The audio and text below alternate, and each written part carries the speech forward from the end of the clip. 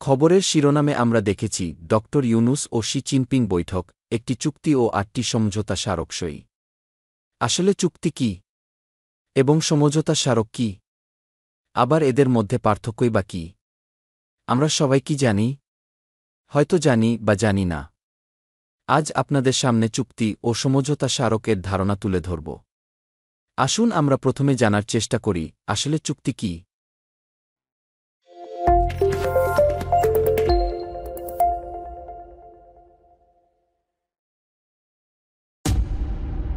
চুক্তির ইংরেজি এগ্রিমেন্ট। চুক্তি হল দুই বা ততোধিক পক্ষের মধ্যে সম্পাদিত একটি আইনিভাবে বাধ্যতামূলক সম্মতি, যেখানে নির্দিষ্ট কাজ বা কাজ না করার প্রতিশ্রুতি থাকে।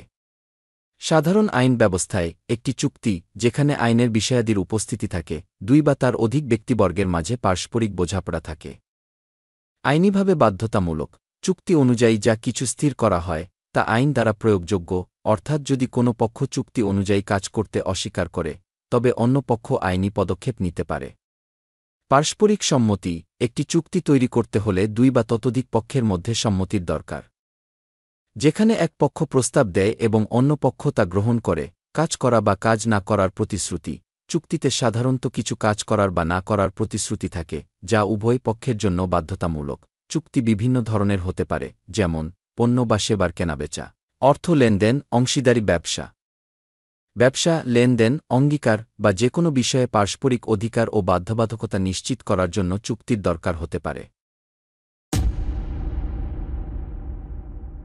এবার আসুন সমঝোতা স্মারক সম্পর্কে জানি। অনেক রাষ্ট্র, কোম্পানি এবং সরকারি সংস্থা, বিভাগ বা ঘনিষ্ঠভাবে অধিষ্ঠিত কোম্পানিগুলির মধ্যে সম্পর্ক সংজ্ঞায়িত করতে সমঝোতা স্মারক ব্যবহার করে। সমঝোতা স্মারক এর ইংরেজি মেমোরেন্ডাম অব আন্ডারস্ট্যান্ডিং, MOU। সমঝোতা স্মারক হল এমন একটি দলিল, যা দুই বা ততোধিক পক্ষের মধ্যে একটি চুক্তির রূপরেখা প্রদান করে। জড়িত পক্ষগুলি কি করবে, এটি সে সম্পর্কে একটি সাধারণ বোঝাপড়া প্রকাশ করে, তবে আইনত বাধ্যতামূলক না। সমঝোতা স্মারকে সাধারণত কতিপয় উপাদান অন্তর্ভুক্ত থাকে, যেমন চুক্তির উদ্দেশ্য, প্রতিটি পক্ষের দায়িত্ব, যোগাযোগ এবং সহযোগিতার পদ্ধতি, বিরোধ নিষ্পত্তির প্রক্রিয়া এবং চুক্তির সময়কাল। সমঝোতা স্মারকে ব্যবহৃত ভাষা এবং জড়িত পক্ষগুলির অভিপ্রায়ের উপর নির্ভর করে আইনত বাধ্যতামূলক বা অবাধ্যতামূলক হতে পারে। যদি সমঝোতা স্মারকে নির্দিষ্ট বাধ্যবাধকতা থাকে এবং সেই বাধ্যবাধকতাগুলি পূরণ করতে ব্যর্থ হওয়ার পরিণতি অন্তর্ভুক্ত থাকে, তবে এটি একটি বাধ্যতামূলক চুক্তি হিসেবে বিবেচিত হতে পারে। সমঝোতা স্মারক আনুষ্ঠানিকতা প্রকাশ করতে ব্যবহার করা যেতে পারে। একটি নির্দিষ্ট প্রকল্প বা লক্ষ্য সম্পর্কে বিভিন্ন পক্ষ একই অভিপ্রায়ে রয়েছে। সমঝোতা স্মারকে জড়িত পক্ষগুলি কিভাবে যোগাযোগ করবে এবং তাদের প্রত্যেকের জন্য কি দায়িত্ব থাকবে, তার একটি কাঠামো স্থাপন করতে পারে।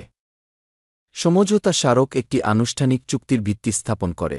কখনও কখনও সমঝোতা স্মারকগুলি আরও আনুষ্ঠানিক আইনি চুক্তির দিকে একটি ধাপ হিসেবে ব্যবহৃত হয়। আশা করি চুক্তি ও সমঝোতা স্মারক সম্পর্কে কিছুটা হলেও ধারণা দিতে পেরেছি। এরকম আরও তথ্যবহুল ভিডিও পেতে লাইক, কমেন্ট, শেয়ার এবং সাবস্ক্রাইব করে আমাদের সাথে থাকুন। সকলকে ধন্যবাদ।